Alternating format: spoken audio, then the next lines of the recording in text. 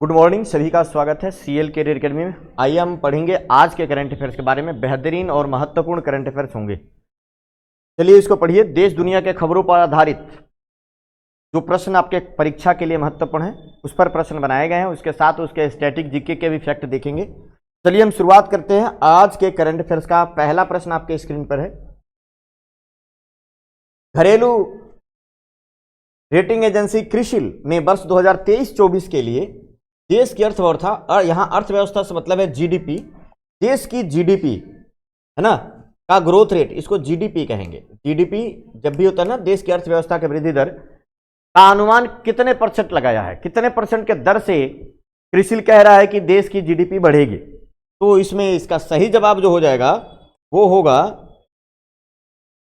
सही जवाब हो जाएगा 6%। का जवाब होगा क्रिसिल के अनुसार वर्ष 2023-24 जो वर्तमान फाइनेंशियल ईयर होगा, 1 अप्रैल से शुरू होगा, के लिए क्रिसिल के अनुसार देश की अर्थव्यवस्था अर्थात जीडीपी का ग्रोथ रेट 6% होगा। ये याद रखिएगा, ये अनुमान है, ये ऐसा नहीं है फिक्स है, ये सब अनुमान होते हैं। जो भी हम यहाँ बताएंगे वो अनुमान होगा। तो क्रिसिल ने ये सीधा प्रश्न ऐसे इकोनॉमी से पूछा जा सकता है तो देश का आर्थिक विकास वाले चैप्टर से होता है।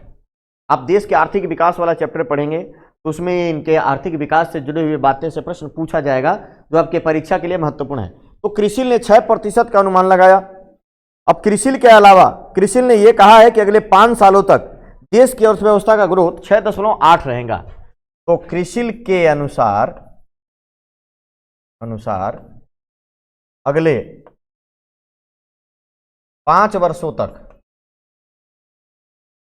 वर्षों तक देश का विकास दर 6.8% से होगा या रहेगा। तो देश का विकास रेट क्या रहेगा, क्या होगा, अगले 5 वर्षों तक 6.8% के एवरेज रेट से बढ़ेगी, ये क्रिसिल कह रहा है। और 2023-24 के लिए उसने 6% बताया है। तो ये बात याद रखिएगा। एनएसओ का मानना है, नेशनल स्टैटिस्टिकल ऑर्गेनाइजेशन का मानना है कि चालू वित्त वर्ष यानी 2022-23 में वृद्धि 7% रह सकती है। एनएसओ है ना, नेशनल स्टैटिस्टिकल ऑफिस, एनएसओ के अनुसार 7% 2022 और 23 के लिए बता रहा है कि ये इसका ग्रोथ रेट रहेगी 2022-23 के लिए, जबकि ये फाइनेंशियल ईयर खत्म ही होने वाला है। ये मार्च लास्ट चल रहा है, 31 को खत्म हो जाएगा। एनएसओ के अनुसार 7% का ग्रोथ 22-23 में रहेगी, ये भी याद रखिएगा। अब अगर हम बात करें अन्य ऑर्गेनाइजेशन का है ना, तो अन्य ऑर्गेनाइजेशन में फिंच जो है बता रहा है 2023-24 के लिए 7%। फिंच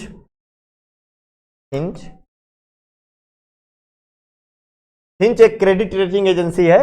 इसका देखेंगे, इसका जो है 2022-23 में 7% और 2023-24 में भी 7% का अनुमान है फिंच का। विश्व बैंक क्या बता रहा है, तो विश्व बैंक के अनुसार 2023-24 में 6.8% का ग्रोथ रेट रहेगा भारत का। और आईएमएफ के अनुसार 2023-24 में 6.9% का ग्रोथ रेट रहेगा भारत का। तो विश्व बैंक और आईएमएफ दोनों का याद रखिएगा, महत्वपूर्ण प्रश्न बनेगा, ये इसको याद रखना होगा।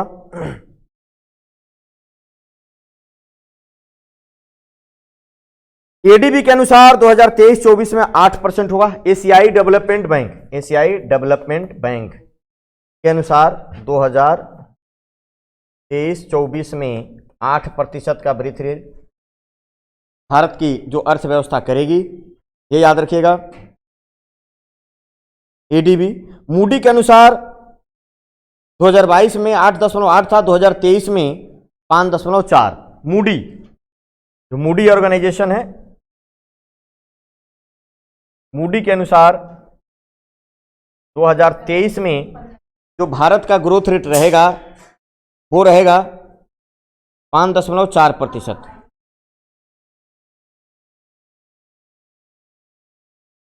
5.4%। ये याद रखना है आपको। मूडी के अनुसार ये ग्रोथ रेट रहेगा। तो आप इन बातों को याद रखिएगा। और भी बहुत सारे फिक्की के अनुसार 2022-23 7.5। फिक्की FICCI 2022-23 फिक्की के अनुसार 2022-23 में भारत का ग्रोथ रेट कितना रहेगा? तो फिक्की के अनुसार जो ग्रोथ रेट रहेगा 7.4%। 7.4%। और भी है जो आप रखेंगे, मुख्य रूप से इनको याद रखेगा। तो भारत के ग्रोथ रेट का ये अनुमान इन लोगों ने लगाया है। इंटरनेशनल इकोनॉमिक रिसर्च जनरल है ना, international economic research general central banking ने वर्ष 2023 के लिए governor of the year award से किसे सम्मानित किया है? Governor of the year award, the very very most important, बहुत ही महत्वपूर्ण है, very very important. Governor of the year award से किसे सम्मानित किया है? तो ये किया है भारतीय रिजर्व बैंक के गवर्नर शक्तिकांत दास। इसका सही जवाब हो जाएगा बी, आरबीआई गवर्नर है, आरबीआई के गवर्नर है, आरबीआई के गवर्नर है शक्तिकांत दास। को governor of the year award से सम्मानित किया गया है इंटरनेशनल लेवल पर। International economic research general central banking वर्ष 2023 के लिए सर्वश्रेष्ठ गवर्नर है ना, ये ध्यान रखिएगा। और सर्वश्रेष्ठ बैंक, सेंट्रल बैंक का पुरस्कार किसे मिला है? Central bank of the year है ना। अगर हम बात करें central bank of the year का पुरस्कार तो यूक्रेन के बैंक को मिला है। Central bank of the year का पुरस्कार, central bank of the year award Ukraine के बैंक को। तो एक प्रश्न ये भी बनेगा, central bank of the year award, central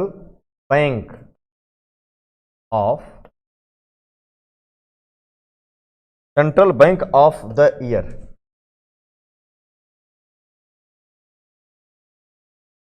है ना, central bank of the year, Ukraine का national bank.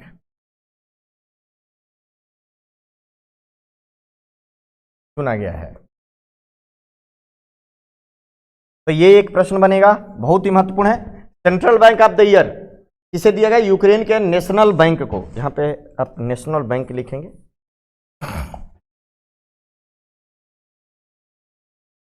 National bank, Ukraine के नेशनल बैंक को दिया गया है। तो ये बहुत बढ़िया और बेहतरीन प्रश्न होगा। आरबीआई की स्थापना 1 अप्रैल, आप ये भी याद रखिएगा, 1 अप्रैल 1935 को हुई। इसका हेड ऑफिस जो है वो है मुंबई में है। गवर्नर आप देख ही रहे हैं शक्तिकांत दास है ना, याद रखिएगा। आरबीआई भारत का केंद्रीय बैंक कब बना? 1949 में। 1949 में भारत का केंद्रीय बैंक बना, भारत का केंद्रीय बैंक बना 1949 में। ये भी याद रखिएगा, भारत का केंद्रीय बैंक 1949 में बना। और आरबीआई भारत में मुद्रा का यही निर्गमन करती है, ये भी याद रखिएगा आरबीआई। और भारत का केंद्रीय बैंक है, स्थापना 1935। तो ये बातें आपको याद रखना है। आरबीआई से जुड़ी हुई और भी बातें जो आप जानकारी जुटाएंगे, किसी बैंक का रजिस्ट्रेशन करने, साख मुद्रा और इस सब को नियंत्रित, भारत के विदेशी मुद्रा भंडार को नियंत्रित करना, ये सब आरबीआई के कार्य हैं। आरबीआई के गवर्नर शक्तिकांत दास हैं। शक्तिकांत दास के पहले governor of the year award 2015 में रघुराम राजन ने जीता था। 2015 में किसने जीता था? रघुराम राजन ने जीता था। चलिए अगला प्रश्न देखिए।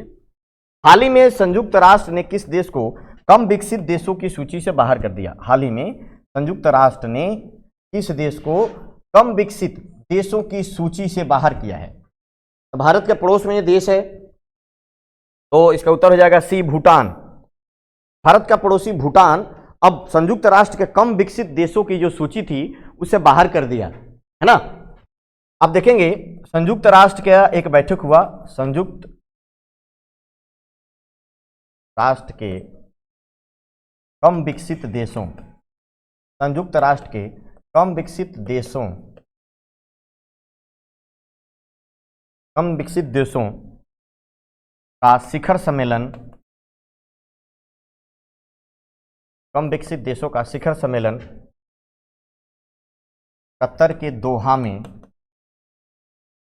दोहा में आयोजित हुआ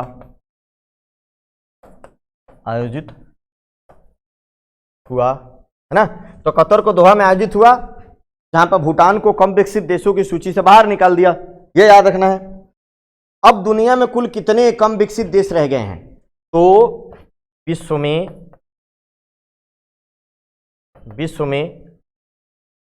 45 कम विकसित देश रह गए।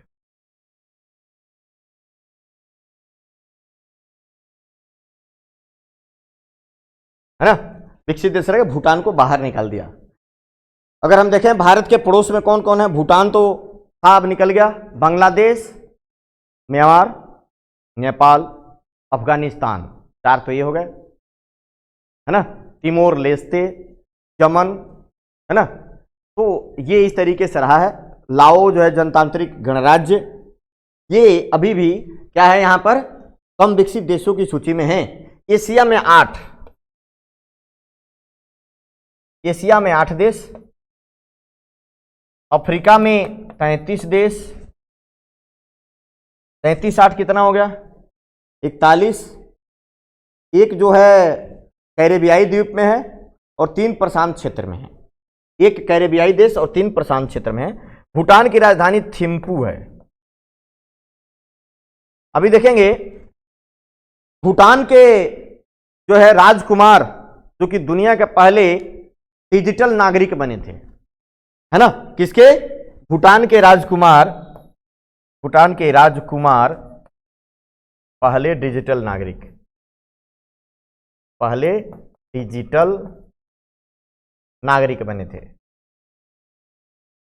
बने थे।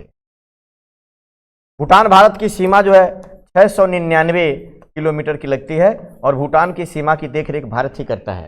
जो डोकलाम था वो भूटान में ही था, जहां पर भारत और चीन के बीच झड़प हुई थी, डोकलाम था। भूटान, ये ध्यान रखिएगा, महत्वपूर्ण। भूटान जो है दुनिया का पहला देश है जो अपनी जीडीपी का मापन खुशहाली के आधार पर करता है। जीडीपी का मापन किस आधार पर करता है? खुशहाली के आधार पर करता है। हाल ही में सरस्वती सम्मान 2022 के लिए किसे चुना गया है? बहुत महत्वपूर्ण प्रश्न है, very very most important. Saraswati सम्मान 2022 के लिए किसे चुना गया है? वेरी वेरी इंपॉर्टेंट, है ना, बहुत महत्वपूर्ण प्रश्न है, याद रखिएगा। इसका सही जवाब हो जाएगा ए, शिव शंकरी को। ये एक तमिल लेखिका है, तमिल लेखिका, है ना, शिवा शंकरी को यह पुरस्कार दिया गया है, याद रखिएगा ए, सरस्वती सम्मान 2022। और यह पुरस्कार कौन से नंबर का पुरस्कार है? यह 32वां, है ना, यहां पे लिख सकते हैं, ये 32वां सरस्वती सम्मान है, 32वां सम्मान है सरस्वती सम्मान। और इनकी कौन से लेख को दिया गया है? तो ये दिया गया है, ये शिवशंकरी देवी का जो लेख है वो है सूर्यवंशम। इसके लिए दिया गया, सूर्यवंशम के लिए, सूर्यवंशम के लिए। सूर्यवंशम में क्या है? ये एक संस्मरण है। सूर्यवंशम क्या है? एक संस्मरण है। सूर्यवंशम क्या है? एक संस्मरण है। तो सूर्यवंशम के लिए दिया गया है, ये ध्यान रखिएगा, ये इनकी रचना है Sooryavansham, the very very most important. अब सरस्वती सम्मान के बारे में देखते हैं। सरस्वती सम्मान संविधान की 8वीं अनुसूची में, संविधान की 8वीं अनुसूची में शामिल भाषाओं में, संविधान की 8वीं अनुसूची में शामिल भाषाओं में उत्कृष्ट रचना के लिए, उत्कृष्ट रचना के लिए, है ना, सब लोग याद रख लेंगे। संविधान की 8वीं अनुसूची में 22 भाषाएं हैं, उनमें से किसी एक भाषा जो सबसे उत्कृष्ट रचना होती है उसकी, उसी को चुना जाता है और सरस्वती सम्मान इसी में दिया भी जाता है, ये याद रखिएगा। सरस्वती सम्मान सबसे पहली बार 1991 में शुरू किए गए। कब शुरू किए गए? शुरुआत कब हुई? शुरुआत 1991 में। किसने शुरू किया? के बिड़ला फाउंडेशन के द्वारा। के बिड़ला फाउंडेशन, के बिरला फाउंडेशन। तो ये पुरस्कार के बिरला फाउंडेशन के द्वारा ही दिया जाता है 1991 में, है ना, के बिरला फाउंडेशन के द्वारा। Very very most important. पुरस्कार में क्या क्या दिया जाता है? इसमें 15 लाख रुपए, प्रशस्ति पत्र, वाग्देवी की प्रतिभा, वाग्देवी की प्रतिमा मतलब सरस्वती की एक प्रतिमा दी जाती है, प्रतिमा दी जाती है, ये याद रखिएगा, है ना। इसमें 15 लाख रुपए दिए जाते हैं, ये महत्वपूर्ण होगा। ये एक प्रश्न याद रखना है। पहला पुरस्कार किसे दिया गया? पहला हरिवंश राय बच्चन, हरिवंश राय बच्चन को 1900, है ना, ये याद रखिएगा। 1991 में हरिवंश राय, इनकी आत्मकथा थी, उसके लिए दिया गया था, तो ये महत्वपूर्ण होगा। पिछले बार किसको दिया गया था? रामदरस मिश्रा को, उनके मैं तो यहां हूं, रामदरस मिश्रा, रामदरस मिश्रा को पिछले बार दिया गया था मैं तो यहां हूं के लिए 31वां सरस्वती सम्मान। महत्वपूर्ण प्रश्न है, तो सारी बात आपको याद रखना है ना। इसको स्क्रीनशॉट लेके भी आप ये सारी बातें लिख सकते हैं, है ना। चलिए अगली बात, प्रश्न देखते हैं हम। इसमें नाम भी देखो है, आपको मैं बताऊं कि ए लाइन से नाम भी है, आराम से कर सकते हैं। ये 32वां पुरस्कार है, 32वां सरस्वती सम्मान है। आप देख सकते हैं ये 32वां इनको मिला, रामदरस मिराज को 31वां मिला है 2021 के लिए, शरण कुमार लिम्बाले को 30वां और वासुदेव मोही को 29वां। ये देखो आराम से हो जाएगा, वासुदेव मोही, उसके बाद शरण कुमार लिम्बले, रामदरस मिश्रा, फिर शिवा शंकरी। महत्वपूर्ण प्रश्न होगा, इनको आराम से देखो 29, 30, 31, 32 चारों लगातार है। वैज्ञानिकों ने किस ग्रह में एक नई परत के अस्तित्व की पुष्टि की है ना। वैज्ञानिकों ने किस ग्रह में एक नई परत के अस्तित्व की पुष्टि की है? ग्रह में परत है, तो किसकी पुष्टि की है? तो इसका सही जवाब हो जाएगा पृथ्वी, है ना। पृथ्वी की 3 परतें थी, सबसे ऊपर क्रस्ट वाला, फिर मेंटल, फिर कोर, और कोर में मेंटल, क्रस्ट में भी था ऊपरी क्रस्ट और निचली क्रस्ट, मेंटल में भी ऊपरी मेंटल निचली मेंटल, और कोर में भी था आउटर कोर इनर कोर। अब इनर कोर के अंदर भी एक कोर बनाया गया है जो मुख्यतः लोहा और निकिल से बना होता है। पृथ्वी का जो आंतरिक परत है, पृथ्वी की जो आंतरिक भाग है सबसे ये वाला, यहां बताया उन्होंने कि एक परत है, और पृथ्वी का जो कोर है उसमें अधिकता है निकिल और फेरस की। इसको वैसे भी लिखता है, नीफे लिखते भी हैं। पृथ्वी के आंतरिक भाग जो आंतरिक परत है उसको क्या बोलते हैं? नीफे, NIFE, निकिल और फेरस, मतलब निकिल और लोहा। पृथ्वी के आंतरिक भाग में सबसे ज्यादा डेंसिटी यही है, और सबसे ज्यादा क्योंकि वहां निकिल और लोहा पाया जाता है। अब यहां पर इनर कोर और आउटर कोर 2 भागों में इसको बांटा गया है। अब इनर कोर के अंदर भी एक बहुत ही जो है एक सख्त, बहुत ही कठोर परत पाया गया, क्योंकि दबाव का कारण है काफी ज्यादा क्या हो गया, कठोर हो गया है। तो ये परत बताया गया यहाँ पे। अब ये लास्ट में जो चौथी परत हो जाएगी, क्रस्ट, मेंटल और कोर के बाद एक सबसे अंदर एक इसके परत बताए गए हैं।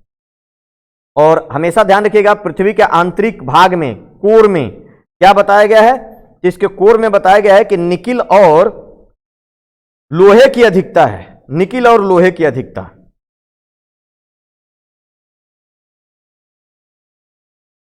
निकिल और लोहे की अधिकता है,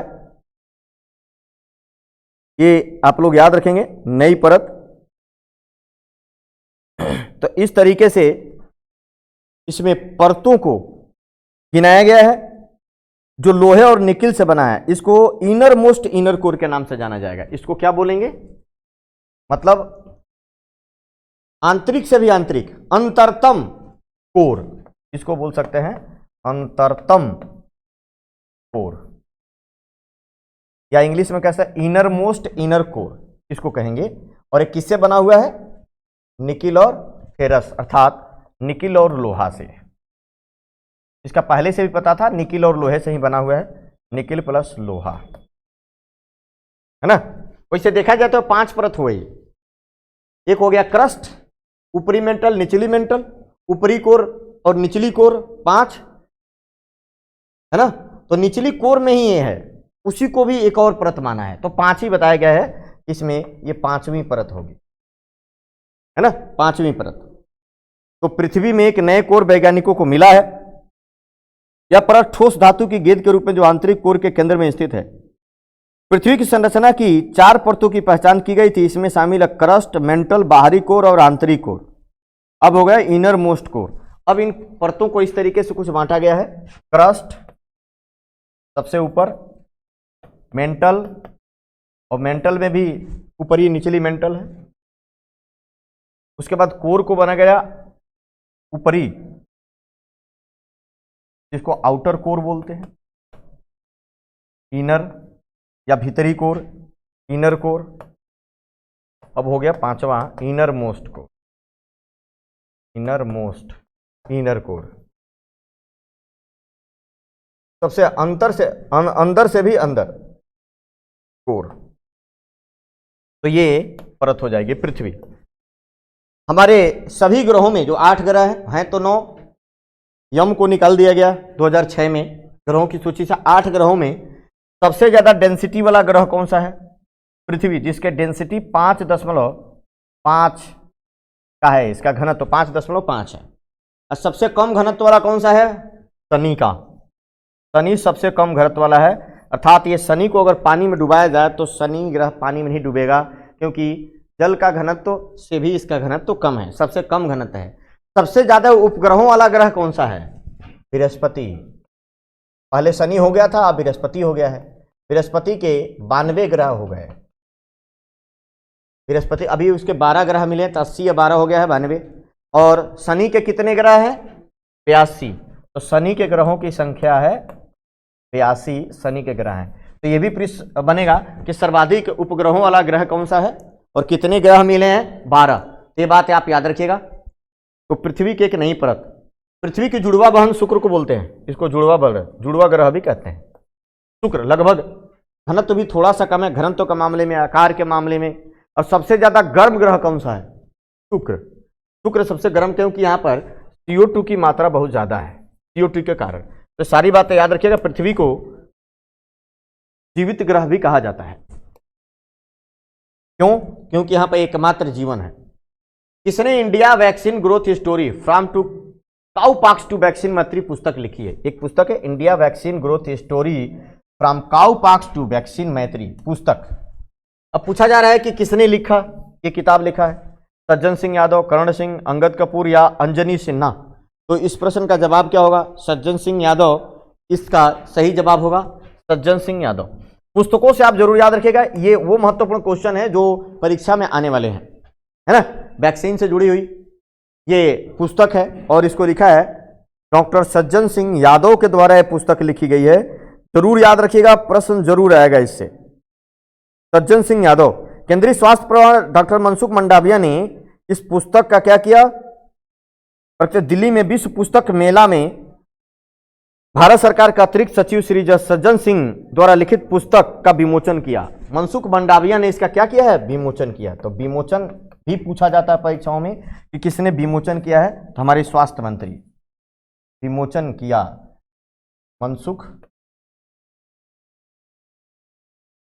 मनसुख या मनसुख भी लिखते हैं, मंडाविया। ये भारत के स्वास्थ्य मंत्री हैं। स्वास्थ्य मंत्री भारत के हैं, ध्यान रखिएगा। स्वास्थ्य एवं परिवार कल्याण मंत्री भारत सरकार मनसुख मंडाविया या मनसुख मंडाविया। तो इनके द्वारा लिखी गई पुस्तक का कहाँ विमोचन किया? नई दिल्ली में किया। नई दिल्ली में प्रगति मैदान में। प्रगति मैदान में यहां पर लगता है विश्व पुस्तक मेला। विश्व पुस्तक मेला, वर्ल्ड बुक फेयर हर साल यहीं लगता है नई दिल्ली प्रगति मैदान में, और एशिया का सबसे बड़ा पुस्तक मेला है।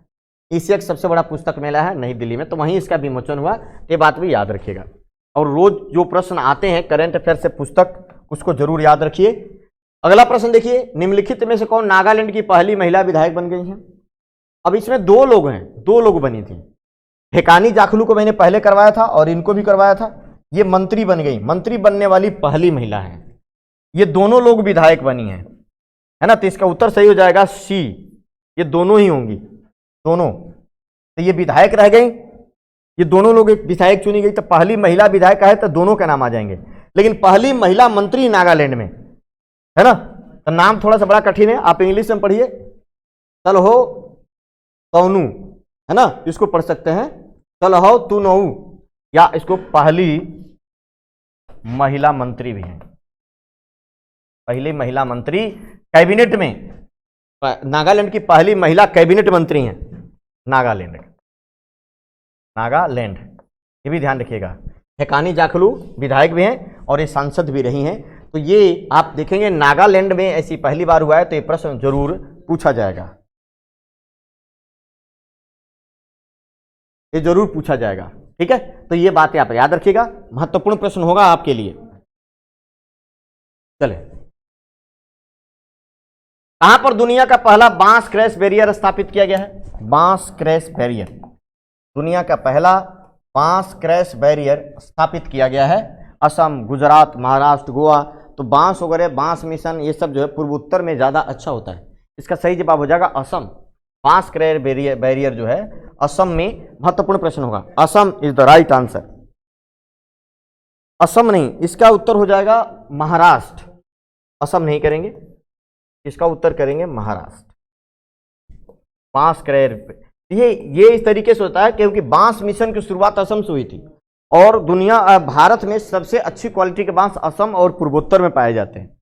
लेकिन ये जो बांस क्रैश बैरियर जो है यह स्थापित किया गया है महाराष्ट्र में, ना। महाराष्ट्र में बांस क्रैश बैरियर स्थापित किया गया है।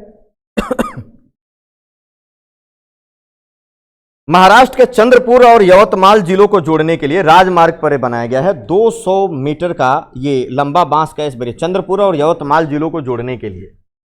चंद्रपुर एवं यवतमाल जिलों को जोड़ने के लिए सड़क पर 200 मीटर का बनाया गया है बांस क्रैश बैरियर। तो ये किसको जोड़ा जा रहा है? चंद्रपुर और यवतमाल जिला जो महाराष्ट्र में है, सड़क पर बनाया गया है और इसकी लंबाई जो है 200 मीटर है, बांस क्रैश बैरियर। इससे होकर लोग पास करेंगे, एक पुल के जैसा है, आप देखेंगे पुल के जैसा है जो ये बैरियर बनाया गया है। बांस दुर्घटना अवरोधक का नाम बाहुबली रखा गया है। इसका नाम रखा गया बाहुबली। तो ये भी हो सकता है कि चर्चा में रहा बाहुबली क्या है ना, इसका बाहुबली नाम रखा गया है। बाहुबली नहीं कहेंगे, बाहुबली नाम रखा गया है, ये भी याद रखिएगा। तो इसका नाम या बाहुबली क्या है, तो आप बांस क्रैश बैरियर आप कह सकते हैं। इसके पहले स्टील बैरियर का इस्तेमाल किया जाता था, है ना। स्टील बैरियर या बीच में, सड़कों के बीच में भी बनाया जाता है, तो अक्सर स्टील के ही बनाए जाते हैं, है ना, स्टील के ही बनाए जाते हैं। लेकिन अब ये बैरियर वगैरह बांस के बनाया जाता है। ऐसे बनाए जाते हैं कि लोग उस पर पार भी कर ले, चौड़ाई इसकी अच्छी है, लोग उस पर पार भी कर सकें, ये इस तरीके से बनाया गया है। बांस बैरियर का रिसाइकिल जो है करना आसान है और इस पर ज़्यादा खर्चा नहीं है। तो ये सब याद रखिएगा। महाराष्ट्र जिसकी राजधानी मुंबई है और यहाँ का सीएम है एकनाथ शिंदे। एकनाथ शिंदे यहाँ के सीएम हैं। किस राज्य ने लाडली बहना योजना शुरू की है? शुरू कर दिया, पहले घोषणा किया था, अब शुरू कर दिया लाडली बहना योजना। ये शुरुआत हुई है मध्य प्रदेश में। मध्य प्रदेश के मुख्यमंत्री शिवराज सिंह चौहान ने शुरू किया है। आर्थिक रूप से कमजोर महिलाओं को, आर्थिक रूप से कमजोर महिलाओं को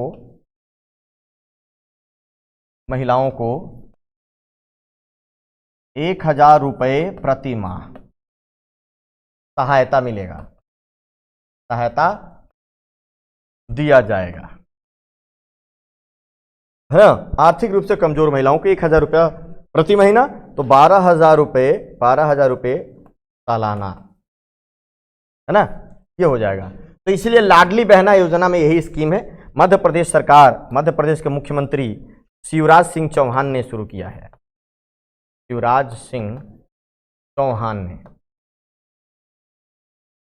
इन्होंने ये शुरू किया है लाडली बहना। वैसे इनको मामा जी के नाम से जाना जाता है, शिवराज सिंह चौहान को, है ना। तो इसका सही जवाब हो जाएगा D is the right answer. Madhya Pradesh के बारे में प्रतीक सभी करंट अफेयर्स में बताता हूं, बहुत ही महत्वपूर्ण होता है। सबसे ज्यादा वन क्षेत्र है, यहाँ पे सोयाबीन उत्पादक राज्य है, सोयाबीन स्टेट कहते हैं, बाघ स्टेट कहते हैं। दाल उत्पादन में नंबर 1 है मध्य प्रदेश, और भारत का दूसरा सबसे बड़ा राज्य है क्षेत्रफल के हिसाब से, है ना। तो मध्य प्रदेश के बारे में अध्ययन अवश्य करना चाहिए। सबसे ज़्यादा जो है नेशनल पार्क है यहाँ पर, यहीं पे कुनो टाइगर रिजर्व है जहाँ पर चीते लाए गए हैं। कुनो टाइगर रिजर्व जो नेशनल पार्क भी है ना, कुनो नेशनल पार्क भी है, टाइगर रिजर्व भी है। अब चीता आ गया तो चीता भारत का पहला चीता रिजर्व हो गया, ध्यान रखिएगा। कुनो भारत का पहला चीता रिजर्व हो जाएगा, कुनो नेशनल पार्क, ये भी याद रखेंगे। और यहाँ के मुख्यमंत्री हैं मंगू भाई छगन भाई पटेल। केंद्रीय मंत्री अश्विनी वैष्णव, कौन मंत्री हैं अश्विनी वैष्णव, क्या मंत्रालय है आप लोग बताएंगे। किस राज्य के लिए गो ग्रीन गो ऑर्गेनिक कवर एक लॉन्च किया है, गो ग्रीन गो ऑर्गेनिक कवर जारी किया है, किसके जारी किया है, सिक्किम के लिए। Sikkim is the right answer. Go green go organic cover Sikkim के लिए जारी किया है। महत्वपूर्ण प्रश्न है, गो ग्रीन गो ऑर्गेनिक, भारत का पहला जैविक राज्य सिक्किम ही है, भारत का पहला जैविक राज्य सिक्किम ही है, और ये सिक्किम के लिए ये जारी किया गया है। अश्विनी वैष्णव जो है रेलवे मंत्री भी हैं, वाणिज्य मंत्री भी हैं, है ना, अश्विनी वैष्णव। तो गो ग्रीन गो ऑर्गेनिक सिक्किम के लिए जारी किया है इन्होंने। इसका मतलब क्या है, सिक्किम के मंत्रियों, सिक्किम के लिए डाक विभाग का एक अनूठा कवर गो ग्रीन गो ऑर्गेनिक जान किया है, ये सिक्किम के लिए, डाक विभाग के लिए, सिक्किम के डाक विभाग के लिए एक कवर जारी किया है जिसको दिखाया जाएगा गो ग्रीन गो ऑर्गेनिक, इसके लिए जारी किया गया है। Sikkim world book of record द्वारा जैविक राज्य के रूप में मान्यता प्राप्त है। ये पहला राज्य जैविक राज्य, दुनिया का पहला राज्य है जैविक राज्य के रूप में, जैविक राज्य है ना, ये दुनिया का पहला राज्य जैविक राज्य है, ये भी याद रखिएगा। जैविक राज्य से मतलब यह है कि जहां पर किसी भी रासायनिक खाद का प्रयोग नहीं होता, यहाँ पे जो फसलें उगाई जाती हैं वो जैविक रूप से प्रमाणित होती हैं, सिर्फ जैविक खादों का प्रयोग किया जाता है, किसी भी रासायनिक ऑर्गेनिक खादों का प्रयोग नहीं किया जाता। तो ये बात याद रखिएगा। सिक्किम की राजधानी है गंगटोक, गंगटोक, और यहाँ के सीएम जो हैं प्रेम सिंह तमांग है। सिक्किम भारत का राज्य 1975 में पूर्ण राज्य बना था, पूर्ण राज्य बना, ये भी याद रखिएगा। 1975 में पूर्ण राज्य बना था, 1975 में ये पूर्ण राज्य बना, और इसी के लिए अश्विनी वैष्णव ने गो ग्रीन। सिक्किम ने संयुक्त राष्ट्र खाद्य और कृषि से प्रोत्साहन फ्यूचर पॉलिसी गोल्ड अवार्ड भी जीता है, तो ध्यान रखिएगा। सिक्किम के अभी राज्यपाल लक्ष्मण आचार्य हैं, नए बने हैं,